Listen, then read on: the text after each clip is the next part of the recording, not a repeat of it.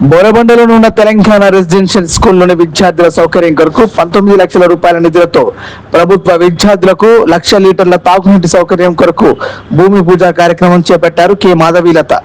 Lopamudra charitable foundation, Lathama foundation ఆధ్వర్యంలో చేపట్టారు.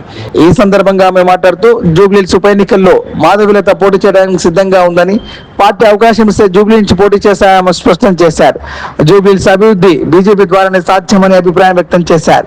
3 సార్లు ఎమ్మెల్యే అయిన టీఆర్ఎస్ మాగంటి గోపీనాథ్ పాలనలో అభివృద్ధి శూన్యమని ఆమె విమర్శలు చేశారు. 17 అన్నిటికన్నా ముఖ్యమైనదంటే తెలంగాణ ఆవిర్భవించిన రోజు. రజాకార్ల నుంచి అయితే తెలంగాణను తెచ్చుకున్నాం.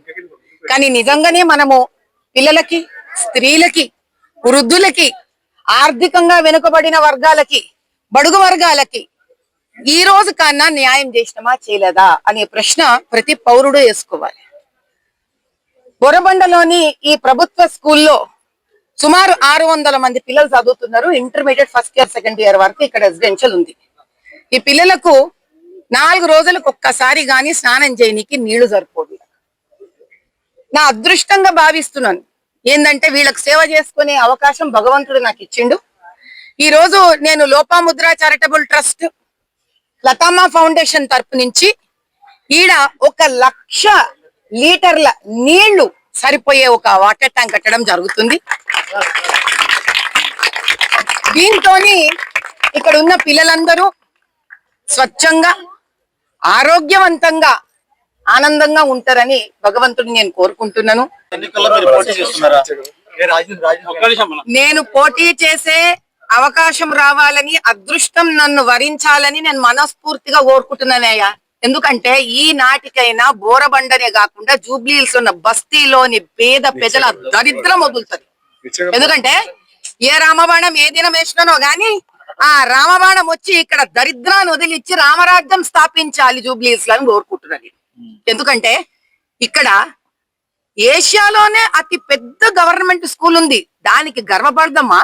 లేకపోతే ఇక్కడ గవర్నమెంట్ స్కూళ్ళు ఎట్లా ఉన్నాయి? గవర్నమెంట్ స్కూళ్ళలో ఎవరు చదువుతారు? ఆర్థికంగా వెనుకబడ్డ వాళ్ళు చదువుతారు, బీద పిల్లలు చదువుతారు, పస్మంత ముస్లిం పిల్లలు చదువుతారు, మన ఎస్సీ ఎస్టీ అన్నదమ్ముల పిల్లలందరూ, అక్కజెళ్ళ పిల్లలు చదువుతారు ఇక్కడ.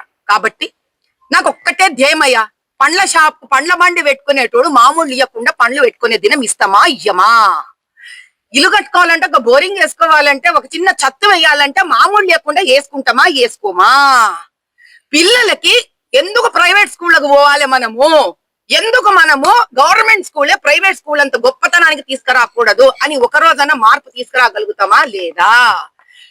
2, 3, 4 ఎన్ని మతాలు ఉన్నా గానీ మతాల మధ్యలో సామరస్యత తీసుకొచ్చి మతము రాజకీయాన్ని చేయకుండా ఒక్క ఎమ్మెల్యే కాన్స్టిట్యున్సీ చేయగలుగుతామా లేదా?